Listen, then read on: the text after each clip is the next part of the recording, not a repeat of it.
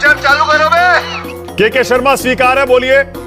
2 retired जजों ने चिट्ठी लिखी है, राहुल मोदी की डिबेट आपको स्वीकार है? बताइए, मंजूर है, हो जाए डिबेट?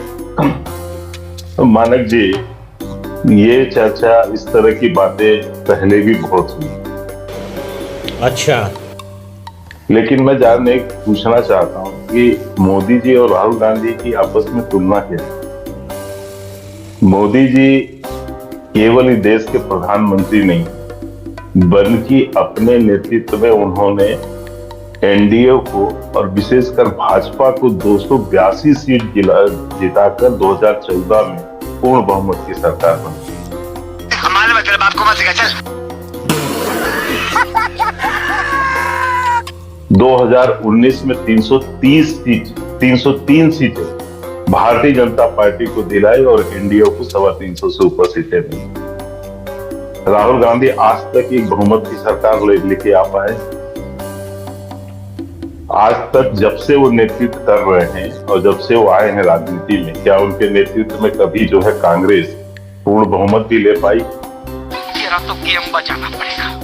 क्या तुलना है?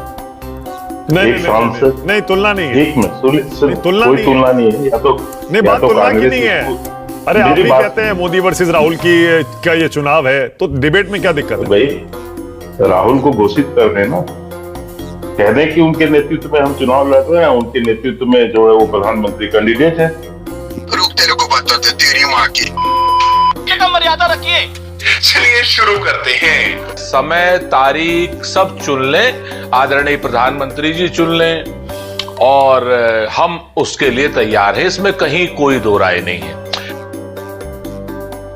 जो प्रधानमंत्री आज तक अपने सार्वजनिक जीवन में एक प्रेस कॉन्फ्रेंस नहीं कर पाया हो, एक प्रेस कॉन्फ्रेंस नहीं कर पाया हो, एक पत्रकार के सवाल का जवाब नहीं दे पाया हो, जो इंटरव्यू अपने स्क्रिप्टेड देता हो, टेलीप्रॉम्प्टर से जनता को संबोधित करता हो, बगैर टेलीप्रॉम्प्टर के जो शख्स बोल ना पाता हो आपकी डेट में, और आप उसको कह रहे हैं डिबेट के लिए।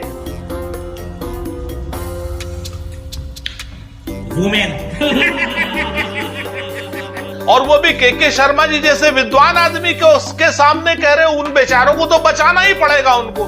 आज तक टेलीप्रॉम्प्टर के बिना बोले नहीं प्रधानमंत्री जी कभी, चाहे वो भाषण संसद के उस पे क्या नाम लाल किले पर हो और चाहे पब्लिक रैली में हो। आज तक एक प्रेस कॉन्फ्रेंस की नहीं प्रधानमंत्री जी ने। आज तक प्रधानमंत्री जी जो है किसी के भी सामने अपने आप को बगैर टेलीप्रॉम्प्टर के प्रस्तुत नहीं किए, तो आप उसको कहते हैं जाकर के कि ये लोग डिबेट करेंगे। और आपको मैं एक और बात बता देता हूं, जिस दिन से चुनाव शुरू हुआ है, मेरी आवाज मुझे गूंज रही है। हाँ, मैं ठीक करवा रहा हूं, बोलिए जी। तो ये जी, जिस दिन से चुनाव शुरू हुआ है, आप देखिए प्रधानमंत्री जी का विचलन देखिए, भागना देखिए मुद्दों से। आज तक उन्होंने अपने घोषणा पत्र की बात नहीं, उन्होंने चुनाव मछली से शुरू किया था। वो तेजस्वी यादव जी के जाल में फंसे, आपके सामने मछली की बात करी उन्होंने आपके सामने, उसके बाद मुगल, फिर बात करने लगे मुस्लिम लीग, फिर बात करने लगे मंगलसूत्र, फिर विरासत, फिर पाकिस्तान, फिर भैंस पे आ गए।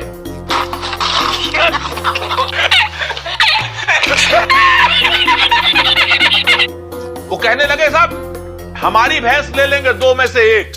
हमने कहा ना ना, आपकी भैंस बिल्कुल नहीं लेंगे, 4 तारीख को ससम्मान वापस करेंगे, गाजे बाजे के साथ दिल्ली भेजेंगे। उसके बाद आप आ गए क्या ना बाबरी ताले पे आ गए कि साहब ताला लगा देंगे। उसके बाद आप आ गए अडानी के, कल तो हद कर दी इन्होंने कि अपने ही अडानी के चंदे पर अपनी ही पार्टी को, अपनी सरकार को पिछले 10 साल के कार्यकाल को घेर दिया कि साहब अडानी के पास काला धन है और उद्योगपतियों के साथ काला धन है, लेकिन उन पर रेड नहीं हुई। ये बिक गई है गवर्नमेंट, अब गवर्नमेंट में कुछ नहीं है। ये बड़ी अच्छी बात कही आपने। न इनकम टैक्स की, न आईटी की, न सीबीआई की, न ईडी की। ओके, उन्होंने मान लिया कि टेम्पो भर के काला धन है। हाँ, ठीक है कि नहीं? हाँ। उसके बाद आ गए आप मुस्लिम आरक्षण पर, जब हमने कहा कि चंद्रबाबू नायडू आपके सहयोगी एनडीए के, उन्होंने भी आंध्र प्रदेश में दे रखा है, उसके बाद वो भी चुप हो गए। आज पता नहीं किस मुद्दे पर आ जाएंगे।